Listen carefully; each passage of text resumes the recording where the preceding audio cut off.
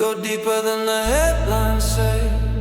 Past the noise where the real facts stay. Slow it down, let the truth collide. This is the deep, deep dive. Welcome back to the Deep Dive. Today we're taking the ultimate shortcut to being well-informed, diving headfirst into the complex risks that are converging globally as we approach 2026. That's right. So if you're preparing for a business meeting, tracking global politics, or you're just intensely curious about what might derail the coming year, this deep dive is for you. We're synthesizing a qualitative, a perception-based assessment of global economic risks. Okay. And think of this not as some dogmatic forecast, but more like a high-powered radar scan of the vulnerabilities that matter most. Our mission here is really to promote awareness and detail the facts behind these threats. And the structure you're using is fantastic for clarity. We're working off this global risk matrix. It's chart 1 in our source material. Yes. It plots every threat based on 2 factors. You've got likelihood on the horizontal axis, so how probable it is. Right. And then negative impact on the global economy, that's the vertical axis. And that framework is just so critical because it immediately tells us why a threat you hear about all the time, like a U.S. government shutdown, is fundamentally different from a catastrophic event like a debt default. It helps prioritize the impact, not just the noise. Exactly. It helps us prioritize impact over mere presence. Okay, let's unpack this. We're going to start in the top left corner of that chart. This is where the highest impact meets the lowest likelihood. These are the worst case scenarios. The things you hope never happen, but you absolutely have to plan for. Exactly. The first one that just forces you to pause is pandemic risk. The sobering reality here is that this is no longer a once-in-a-century event. Right. And even though the annual chance of a crisis on the scale of COVID-19 is estimated at a low 2% in any given year, the potential impact is so severe we just can't look away. And what makes that low probability so worrisome is the convergence of other factors, isn't it? Precisely. Nearly 10% of the global land area is now classified as high risk for disease outbreaks. And more critically, our sources are highlighting a massive failure in global preparedness. Collaboration and vaccine readiness have declined because of this continued erosion of support for multilateral organizations. So the trigger might be a small probability, but our ability to respond is weaker. That's the key. The vulnerability is high, even if the frequency is low. That sets the stage perfectly for the other great, low likelihood, catastrophic risk, the U.S. debt threat. This is just a terrifying cocktail of political instability and financial ruin. It is, and this risk is very much time-bound by the political and fiscal calendar. We are looking directly at the U.S. midterm election slated for November 3rd, 2026. Okay. The whole atmosphere around that election carries a high risk of political turmoil, maybe contested results, and this political heat converges directly on a massive financial deadline. Which is? The need to extend the U.S. debt ceiling. The U.S. public debt is currently sitting at an incredible $41.1 trillion. Brilliant. And that ceiling will likely need to be extended in November 2026, right in the middle of all that post-election political volatility. So the political will to govern, or maybe the lack of it, could trigger an economic catastrophe. If that debt ceiling isn't raised, the U.S. defaults. A failure to extend that ceiling and the subsequent U.S. default would instantly trigger a global financial crisis. It's a low likelihood scenario, of course, because policymakers always eventually step back from the brink. But if they don't? It would be the sudden cessation of the world's most trusted asset. The consequences are truly catastrophic, affecting every single market and major economy all at once. That really helps establish the scale. Yeah. And it's such a key distinction to make, especially when we compare it to the much smaller, though similar sounding threat of a U.S. government shutdown. Yes, and our sources are careful to separate those. As they should be. Right. While spending authority runs through January 30th, 2026, and the risk of a shutdown is, it's always there with a divided government, the impact is low. It's a massive inconvenience. Exactly. It slows things down, but it does not trigger a global financial collapse. It's a short-term political headache versus a civilization-level economic threat. That really forces you to focus on the impact column, not just the probability. That's the whole point of the matrix. Absolutely. Okay, let's pivot now out of those low likelihood events and into the risks that really define the character of 2026, the red zone on the matrix. The red zone, yes. These are the threats that are high likelihood, persistent, and already converging to weaken global growth. I'm talking first about policy fragmentation and geopolitical tensions. And if we connect this to the broader structural decline, the defining characteristic of this period is really the breakdown in global cooperation. Our sources cite the Multilateralism Index, the 2024 edition, Okay. and it shows a decline across all 5 domains they measure. But critically, peace and security has deteriorated the most dramatically. Put a number on that deterioration for us. How bad is the security environment getting? Well, armed conflicts globally rose from 39 in 2013 to 55 in 2022. That is a terrifying acceleration in less than a decade. It is. The fragmentation isn't theoretical. It's translating directly into active instability. And this is a direct reversal of the progress we made after World War II. Yeah. I mean, it's easy to forget the magnitude of that collaboration. It is. The initial GIST agreement and later the WTO, they managed to bring global tariffs down from about 22% in 1947 to less than 5% by the mid-90s. That liberalization fueled decades of prosperity. And now we're in a rapidly fragmenting trade order defined by targeted tariffs, sanctions, and just pure national self-interest. Which raises an extremely important historical context, one our sources highlight with a lot of seriousness. Yes, the current geopolitical fragmentation shows really strong similarities to the interwar period between 1918 and 1939. Tell us more about that analogy. Why is comparing 2026 to the 1930s so concerning? Because that era was defined by the breakdown of international monetary cooperation, the rise of intense nationalism, and, crucially, a dramatic slowdown in trade fueled by protectionism. Think of the Smoot-Hawley Act in the U.S. When countries stop trusting global systems, they hoard resources, they impose capital controls, and trade just slows dramatically, creating debt spirals and economic depression. The fact that major analysts are even drawing that comparison underscores the severity of the reversal we're seeing. And that fragmentation is not only politically toxic, but it's deeply expensive. Yeah. Which leads us directly to the terrifying issue of high debt and financial instability. Give us the sheer scale of the global debt problem. Okay, so total global debt, and that's across sovereigns, corporations, and households, is currently estimated at just above 235% of global GDP in 2024. 235%. Yes. And outside of the immediate crisis years of 2020 and 2021, that's the highest level in history. Public debt specifically is rising faster than GDP in countries that account for 80% of the global economy. That is an astronomical number. But what's the actual mechanism of risk here for you listening? High debt doesn't just sit there. It has real impacts. It creates instant systemic sensitivity. High debt crowds out productive private investment. It makes the entire world economy acutely sensitive to even modest interest rate hikes. So bankruptcies and defaults become more likely. Exactly. Not just at the national level, but among corporations and households already struggling with the cost of servicing their loans. And adding volatility to that already fragile debt picture is market concentration risk.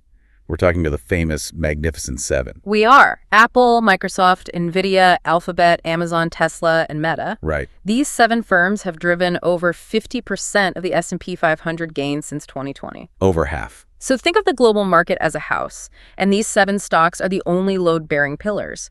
If one of those pillars cracks, the entire structure shakes disproportionately. So any serious correction in just a handful of stocks will have this outsized negative ripple effect across global markets. Far beyond their immediate industries. Yes, that concentration is frightening. And while we're dealing with this instability, we are forced to dedicate more and more resources to security, further straining the balance sheet. Global military spending reached $2.7 trillion in 2024. A staggering figure. It represents a 9.4% real increase from 2023. That's the steepest year-on-year rise since the Cold War ended. And look, defense is a necessity given the fragmentation we just discussed. Of course. But we have to frame this as a massive opportunity cost to the global economy. We absolutely must. It's the cost of not investing in infrastructure or education or productivity gains. And the historical counterpoint is so sharp here. The peace dividend that followed World War II and the end of the Cold War. Right. That period added an estimated 0.6% to 0.9% to GDP annually across various regions because resources were suddenly freed up for civilian use. We are sacrificing nearly a percentage point of potential GDP growth just to maintain security. Which brings us to the convergence risk of the moment. Cyber threats amplified by artificial intelligence. AI is absolutely enhancing attacker capabilities, and yet again, geopolitical instability provides the ideal operational environment for them. And network industries, you mentioned air transport, they're highly reliant on this interconnected critical infrastructure that makes them extremely exposed. So exposed. And what's fascinating here is that we're dealing with the risk before the proven benefit fully materializes. AI poses these deep non-economic risks, misinformation, privacy erosion, but the tangible proof of substantial AI profits or widespread productivity gains, our sources say that's still pretty scarce. The threat is real and present. The benefit is still largely prospective. Well said. Let's transition now. Section 3. The persistent environmental and economic headwinds that will continue to challenge growth in 2026, starting with the physical risks of climate change. Climate change is no longer abstract. It's an immediate cost. We're seeing extreme weather events, massive commodity price swings, and supply chain stresses that directly affect agriculture, infrastructure, trade, you name it. And one of the most visible, just heartbreaking knock-on effects is human migration and displacement. The sheer scale is difficult to grasp. The total number of displaced persons reached 123.2 million in 2024. Wow. It has nearly doubled in a single decade. And that figure places this enormous dual pressure on global systems. Explain that dual pressure for us. Well, on one hand, many advanced economies with their aging populations and labor shortages, they desperately need new, younger workers. So welcoming migrants can be an effective, long-term economic solution. But on the other hand? On the other hand, the sheer volume of displaced people puts immense short-term stress on public resources, housing, and social services. It's a humanitarian crisis that is also an economic headwind. Shifting our focus eastward, China's property crisis remains a key drag on the global growth picture. It's fair to say the crisis is transitioning toward partial stabilization rather than acute collapse, but that doesn't mean it's resolved. We're seeing modest rebounds in new home prices, but the secondary market prices are still falling rapidly. Why is that? Massive oversupply, weak consumer demand, and liquidity issues. The recent turmoil around a major state-backed developer's bond repayments shows the credit strains linger far beyond the private sector. This is going to constrain China's GDP growth, and that weighs down the entire global business cycle. Next, a truly counterintuitive risk in the oil market. Oil prices have been generally benign, supply is expanding, demand is slowing. Lower oil prices usually benefit everyone, so what's the risk? The risk is a structural logistics problem, not a price crisis. Because of the long-term shift away from fossil fuels and China's influence changing import patterns, infrastructure investment is slowing down. Okay. So the resulting counterintuitive risk is a potential lack of supply of fossil jet fuel at certain less strategically important airports. It's a supply chain bottleneck hiding inside a positive price trend. An efficiency threat. Finally, let's talk about the specter of inflation and stagflation. Inflation has been moderate, thanks to modest GDP growth and deflationary imports from China. But we can't breathe a sigh of release. No, because prices could still grind higher, creating what we call sticky inflation. This isn't driven by soaring oil, but by persistent factors. Structural labor shortages, ongoing supply chain constraints, high service price inflation, and the impact of new tariffs. So the key risk isn't galloping inflation, but something more insidious. Precisely. The key risk is mild stagflation, stagnant GDP growth, with inflation remaining stubbornly above central bank targets. And this is often driven by a toxic mix of climate volatility pushing up food and energy costs, combined with policy missteps. That sets the stage for our final section, anchored in the curious case of the US dollar paradox and the current labor market.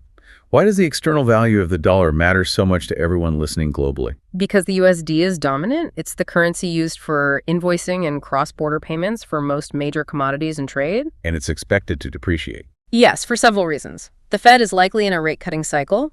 Global uncertainty is causing investors to shift to safe havens like gold and the Swiss franc instead of the dollar, and persistent U.S. budget deficits weigh on the currency's strength. What does a depreciating dollar mean in practical terms for the listener based outside the U.S.? The benefit is huge. A weakening USD lowers the local currency costs for non-USD countries to service their dollar-denominated debt and fund their trade.